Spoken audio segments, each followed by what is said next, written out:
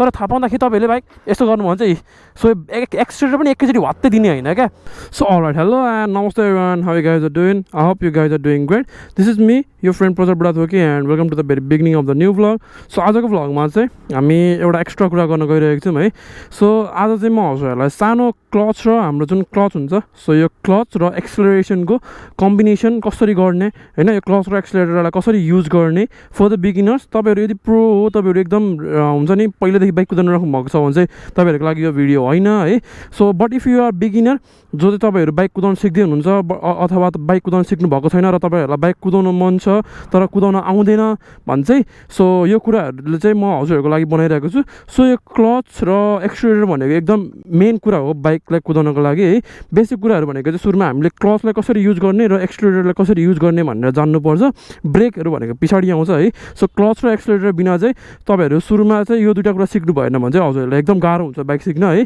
So yeah let's hop on the bike अनि म तपाईँहरूलाई यसको एउटा सानो कुराहरू भनिदिन्छु त्यसरी लास्टमा चाहिँ अनि तपाईँहरूलाई एउटा सानो प्र्याक्टिस पनि गरिदिन्छु है त so let me open my visor okay so let's begin the video है त सो सुरुमा चाहिँ हाम्रो क्लच र एक्सिलरेटरको कम्बिनेसन सुरुमा हामी न्युट्रलमा भएको जब मेरो गाडी न्युट्रलमा छ ओके सो यो मेरो बाइक न्युट्रलमा छ अब हजुरहरूलाई बाइक सिक्न मन छ अथवा कुदाउन मन छ त्यस पछाडि हजुरहरूले अब हजुरहरूको गाडी न्युट्रलमा हुन्छ लेट सपोज है मैले टक्क बाइक स्टार्ट गरेँ एक्सिलरेटर दिएँ है त्यस पछाडि क्लच मैले फुल तानेँ त्यस पछाडि मैले डाउन सिफ्ट गरेँ ओके गियर 1 ओके सो मैले एक गियर फर्स्ट गियरमा लगाएँ है त फर्स्ट गियरमा लगाउँदाखेरि हजुरहरूले जहिले न्युट्रलबाट फर्स्ट गियरमा लगाउँदाखेरि चाहिँ हजुरको जुन यो क्लच छ क्लचलाई चाहिँ हजुरहरूले पुरै पुल गर्नुपर्ने हुन्छ है सो हाफ क्लचमा हजुरहरूको हाफ क्लच अथवा क्लच बिना हजुरहरूको न्युट्रलदेखि फर्स्ट गियर लाग्दैन लागे पनि हजुरहरूलाई एकदम झट्का दिन्छ है सो त्यो कुराहरू चाहिँ हजुरहरूले ध्यान दिनु पऱ्यो हाफ क्लचमा फर्स्ट गियर कहिले पनि लाग्दैन अथवा हाफ क्लचमा चाहिँ गियर सिफ्ट नगर्नु होला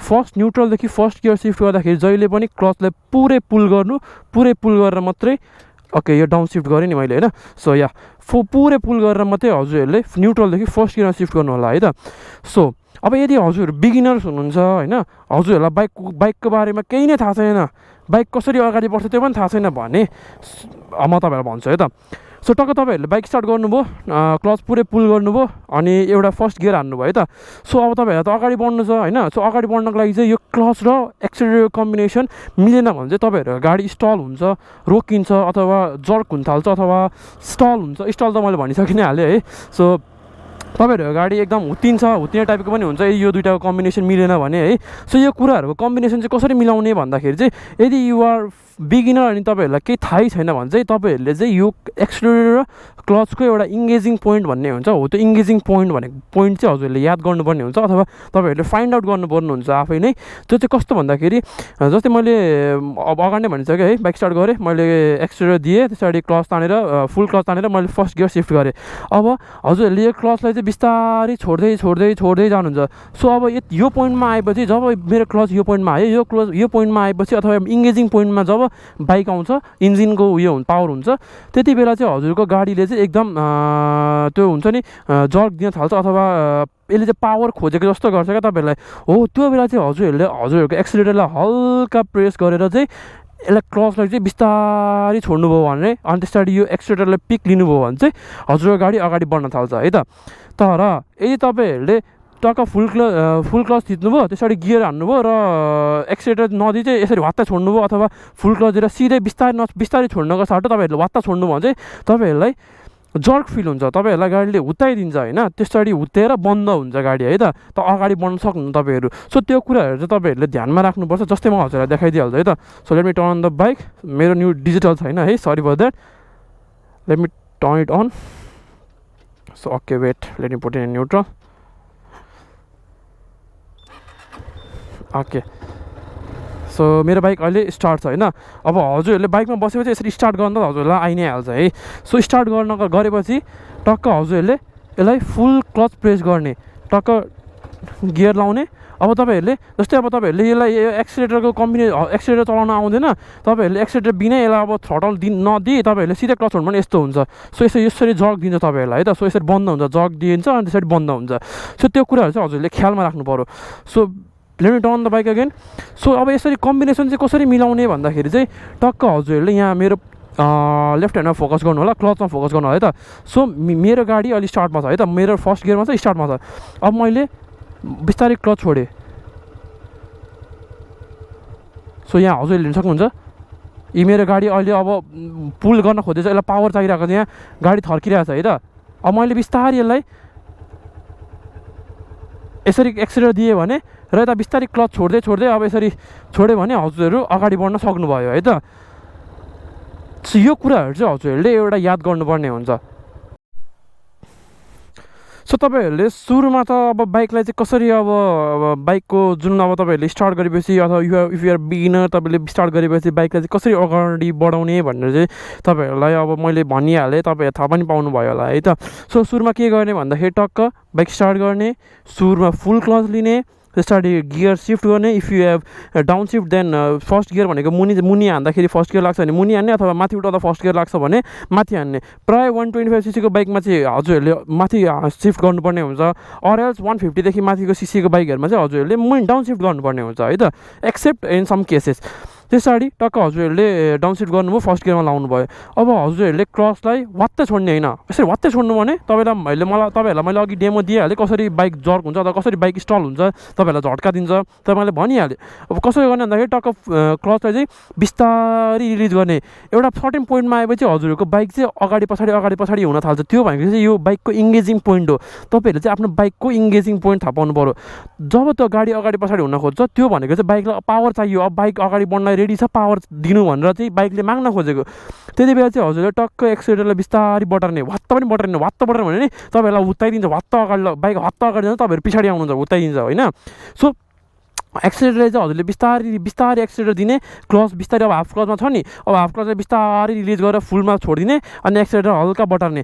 अब फर्स्ट गियरमा तपाईँहरूलाई बुझ्नुभयो, फर्स्ट गियर पछाडि आउँछ second gear, second, third, fourth, fifth सबै एउटै हो। तपाईँहरूलाई म सेकेन्ड गियरसम्म भन्छु, त्यसबाट थर्ड गियर, थर्ड, फोर्थ त तपाईँहरूले आफै बुझि पनि हाल्नुहुन्छ सेकेन्ड भनेपछि है त। सो अब बाइक सर्टेन मोसनमा हुन्छ। So let me turn on the bike. अब ओके या, सो मैले फर्स्ट गियरमा हालेँ। अब मैले हजुरलाई अघि भने जस्तो तपाईँहरूले यसरी वात्त क्लच छोड्नुभयो भने हजुरको यसरी बाइक बन्द हुन्छ र तपाईँहरूलाई बाइक स्टल हुन्छ अथवा तपाईँहरूलाई झट्का दिन्छ है त। सो तपाईँहरूले चाहिँ हल्का बिस्तारै क्लच छोड्ने। अब यहाँ हेर्नु, जस्तै मेरो बाइक अगाडि बढ्न रेडी छ, यहाँ हेर्नु यस्तो पुरै हल्लिरहेको छ, बाइक पुरै भाइब्रेट भइरहेको छ। सो यो चाहिँ मैले अब यसलाई हल्का यताबाट एक्सिलेटर दिएँ भने बिस्तारै बाइक मुभ हुन थाल्छ। अब तपाईँहरूले यसरी अब यो हाफ क्लचमा अब तपाईँहरूको बाइक इङ्गेजिङ पोइन्ट तपाईँहरू थाहा पाउनुभयो, तर थाहा पाउँदाखेरि तपाईँहरूले बाइक यस्तो गर्नुभन्छ है।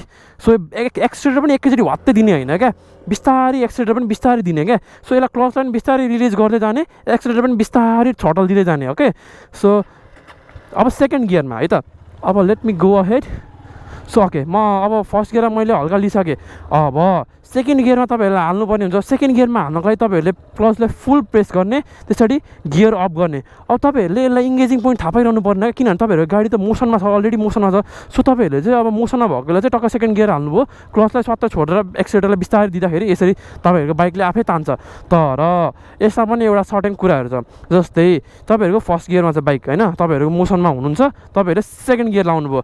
अब तपाईँहरूको गाडी सेकेन्ड गियरमा लाउँदाखेरि तपाईँहरूको गाडी धेरै नै स्लो भइसक्यो, 10 भन्दा तल आइसक्यो भने तपाईँको इन्जिनले चाहिँ पिकअप लिन सक्दैन र तपाईँहरू थ्रोटल दिँदाखेरि यसरी बन्द हुन्छ। सो यो कुरा चाहिँ तपाईँले याद गर्नुपर्ने हुन्छ। कतिखेर चाहिँ मैले गियर लाएर चाहिँ अथवा कतिखेर गियर अफ सिफ्ट गरेर तपाईँहरूले एक्सिलेटर दिइहाल्ने भन्ने कुरामा डिपेन्ड गर्छ है त। So let me turn the bike again. So मैले फर्स्ट गियरमा छु है त। सो म अहिले गएँ ल, फर इक्जाम्पल सपोज गरौँ है त, डिफ्रेन्ट बाइकमा डिफ्रेन्ट स्पिड हुन्छ फर्स्ट गियरको है त। सो लेट अस एज्युम यो चाहिँ मेरो होन्डा हर्नेट हो, एज्युम गरौँ है त, यसको 30 अथवा 20 भनौँ ल, 20 स्पिड फर्स्ट गियरमा चाहिँ यो बाइक 20 km/hको स्पिडमा कुद्न सक्छ अरे। अब तपाईँले 20 km/hको स्पिडमा कुद्न सक्छ भने चाहिँ तपाईँहरूले एक्सिलेटर दिनुभयो। अब तपाईँहरूलाई अफ सिफ्ट गर्नु पऱ्यो र सेकेन्ड गियरमा लानु पऱ्यो भने क्लचलाई पुरै पुल गर्ने, फुल क्लच लिने, त्यसरी अफ सिफ्ट गरेँ मैले है त। सो अब तपाईँहरूले अब मेरो गाडी हुँदै अब मैले अफ सिफ्ट गर्दा एक्सिलेटर मिलाउँदा होइन गर्दा सबै अब मेरो गाडी 20 स्पिडमा थियो भने 15सम्म आइपुग्यो भने तपाईँहरूले क्लचलाई सट्ट रिलिज गर्ने, एक्सिलेटर बिस्तारै दिने, तपाईँहरूको गाडीले आफै पिकअप लिन थाल्छ क्या। तर मैले अघि सुरुमै भने जस्तो तपाईँहरूले चाहिँ अब यसलाई फर्स्ट गियरमा छु अहिले म होइन, म अहिले फर्स्ट गियरमा छु, मेरो बाइक मोसनमा छ होइन। अब तपाईँहरूले अब यो फर्स्ट गियरमा मोसनमा भएको बेला तपाईँहरूलाई अपसिफ्ट गर्नुपर्ने जुन सेकेन्ड गियरमा जानुपर्ने हुन्छ, सेकेन्ड गियरमा जाँदाखेरि तपाईँहरूले त्यो इङ्गेजिङ पोइन्ट थाहा पाइरहनु पर्ने। मैले अगाडि पनि भनिसकेँ, तपाईँहरूको बाइक अलरेडी मोसनमा भएको हुन्छ, सेकेन्ड गियरमा अपसिफ्ट गरेर क्लचलाई रिलिज गर्ने, क्लचलाई पनि वात्तै रिलिज गर्ने होइन, क्लचलाई पनि बिस्तारै मतलब त्यो जुन फर्स्ट गियरमा रिलिज गर्नुहुन्छ त्यस्तरी चाहिँ होइन, तर क्लचलाई रिलिज गरिदिने है त। अनि एक्सिलेटर हल्का दिन थाल्यो तपाईँहरूको बाइक आफै अगाडि बढ्न थाल्छ। अब जस्तै अब तपाईँहरूलाई मैले इन्स्टल हुने कुरा कसरी भने भन्दाखेरि तपाईँहरूले अब जस्तै मेरो बाइक अहिले 15 km/h छ र यो 15 km/h चाहिँ मेरो बाइकको चाहिँ अब सेकेन्ड गियरमा जाँदाखेरि चाहिँ पिकअप पोइन्ट चाहिँ मेरो 15 km/h हो यो बाइकको होइन। अब मेरो गाडी मैले सेकेन्ड गियर लाउँदाखेरि अब ढिलो गरेँ केही गरेँ, मलाई अब म फर्स्ट बिगिनर हो नि त, सो मैले ढिलो गरेँ ओरे अब मेरो गाडी 15 भन्दा तल झरिसक्यो र मैले अब क्लच स्वात्त छोडेर यसरी एक्सिलेटर दियो भने यसरी रोकिन्छ गाडी। सो यो कुरा हजुरहरूले थाहा पाउनु होला। सो सेम केस हुन्छ थर्ड, फोर्थ, फिफ्थ गियर सबै गियरको लागि सेम कन्डिसन हुन्छ। सो यहाँबाट चाहिँ म घुम्छु है, लेट मी गो अहेड।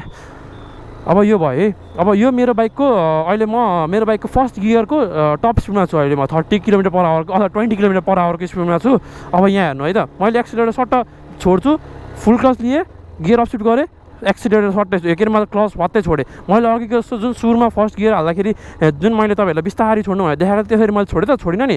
अब म अहिले टक्क मैले क्लचलाई फुत्त छोडेँ, एक्सिलेटर हल्का लिएँ, मेरो बाइक अगाडि बढ्न थाल्यो। अब थर्ड गियरको लागि पनि सेम केस, तपाईँहरूले अब आइरहनु भएको छ, यसरी आइरहनु भएको छ, तपाईँहरूको अब बाइकको सेकेन्डमा चाहिँ तपाईँहरूको पिकअप, यो बाइकको पिकअप पोइन्ट चाहिँ for example let us assume 40 km/h को स्पिडमा चाहिँ तपाईँहरूको 40 km 30 km भन्दा तल 30 km चाहिँ लोएस्ट स्पिड हेऱ्यो क्या, त्यो चाहिँ बाइकले चाहिँ पिकअप लिनको लागि चाहिँ लोएस्ट स्पिड 30 km/h सेकेन्ड गियरमा है त।